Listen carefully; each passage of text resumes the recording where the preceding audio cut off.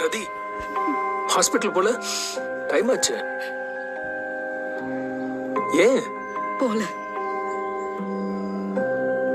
ஏன் ரதி? எப்படி போறது தேவ்? ரீனா அங்க உயிருக்கு போராடிட்டு இருக்கா. நான் தான் அதுக்கு காரணம். விஜய் என் மேல கோவத்துல இருப்பான். அர்ஜுன் கூட நான் தான் காரணம்னு நினைப்பான். இப்ப நான் ஹாஸ்பிட்டலுக்கு போனா அங்க இருக்கிற எல்லாரும் என்ன வில்லி மாதிரி தான் பாப்பாங்க. ரதி என்ன பேசுற? This is not you. ஆமா, அங்க நீ சொல்ற மாதிரி தான் நடக்குது. பட் அதுக்காக you can't hide like this.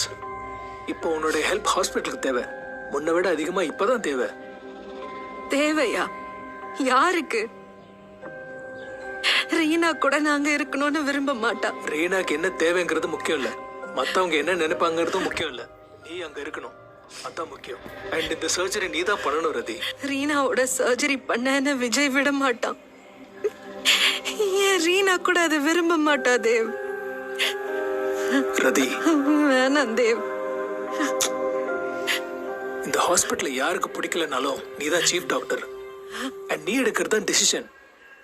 நீ சர்ஜரி பண்ணணும்னு முடிவு பண்ணிட்டேனா விஜய் மட்டும் இல்ல, யாராலையும் தடுக்க முடியாது. பை ஆல் மீன்ஸ் ரீனா பழையபடி திரும்பி வரணும் தான் எல்லாரோட ஆசையும். இப்ப அவ இருக்கிற சிச்சுவேஷனுக்கு நீ அங்க இருக்கணும் ரதி. ஒருவேளை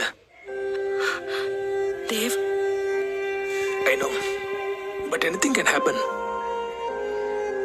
So நீ அங்க இருக்கிறது தான் சரி ரதி.